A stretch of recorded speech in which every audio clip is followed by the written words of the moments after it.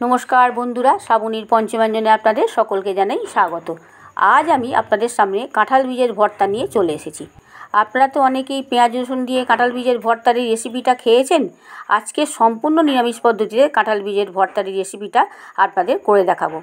खेते किन्तु असाधारण हय बंधुरा, जे कोनो निरामिष दिने এই भर्ता आपनारा करे खेते पारबेन। चलुन ताहले शुरू करी। काँठाल बीजेर भर्ता बानानोर जन्य एखाने किछु काँठाल बीज निये निয়েছি, बीजेर खोसागुलो छाड़िয়ে নিয়েছি। এখন ধুয়ে সেদ্ধ করতে বসিয়ে দেব। গ্যাস অন করে গ্যাসে কড়াই বসিয়ে দিয়েছি, কিছুটা জল কড়াইয়ে দিয়ে দিচ্ছি।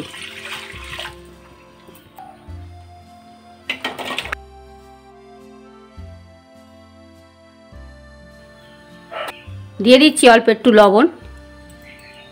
এবার একটা ঢাকনা চাপা দিয়ে দিব 10 মিনিটের জন্য। বন্ধুরা 10 মিনিট হয়ে গেছে, ঢাকনাটা আমি খুলে দিচ্ছি।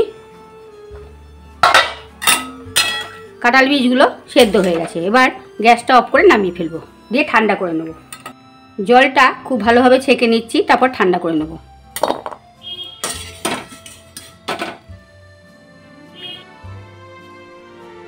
বীজগুলো ঠান্ডা হয়ে গেছে, এবার বন্ধুরা আমি বেটে নেব। আমি বীজগুলো শিলেই বেটে নেব, আমি মিক্সিতে বাটবো না, তার কারণ মিক্সিতে বাটলে স্বাদ থাকে না।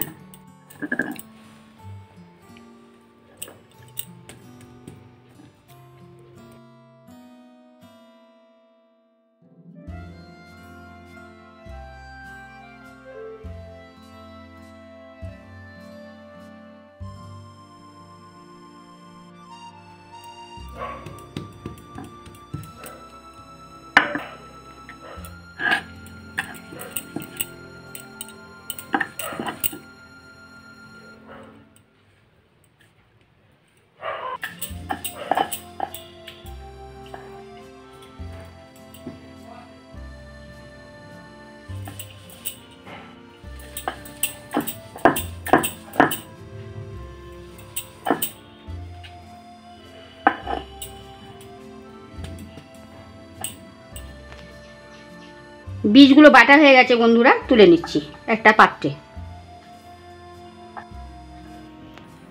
দিয়ে দিচ্ছি 2 টেবিল চামচ তেল। এর মধ্যে দিয়ে দিচ্ছি 2টো শুকনো লঙ্কা আর 1 চা চামচ পরিমাণ কালো জিরে।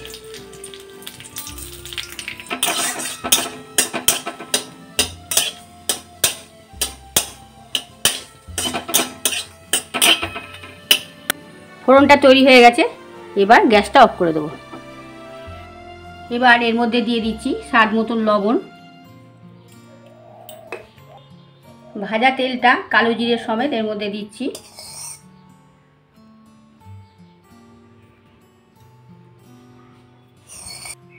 একটা শুকনো লঙ্কা ভাজা এর মধ্যে দিয়ে দিচ্ছি, আর একটা গার্নিশ করার জন্য রেখে দিলাম। আমি এইখানে সামান্য পরিমাণ দিয়ে দিচ্ছি চাট মশলা। এইবার বীজ বাটাটা সব উপকরণ দিয়ে ভালোভাবে মেখে নেব। আমি এখানে নিরামিষভাবেই করেছি, আপনারা চাইলে পেঁয়াজ রসুন দিয়ে করতে পারেন। ঝালটাও আপনারা আপনাদের পছন্দ মতন দেবেন। ভালো করে মাখা হয়ে গেছে, এইবার আমি একটা প্লেটে সার্ভ করে দেব। এর ওপর দিয়ে আমি কটা কাঁঠাল পাতা সাজিয়ে নিচ্ছি।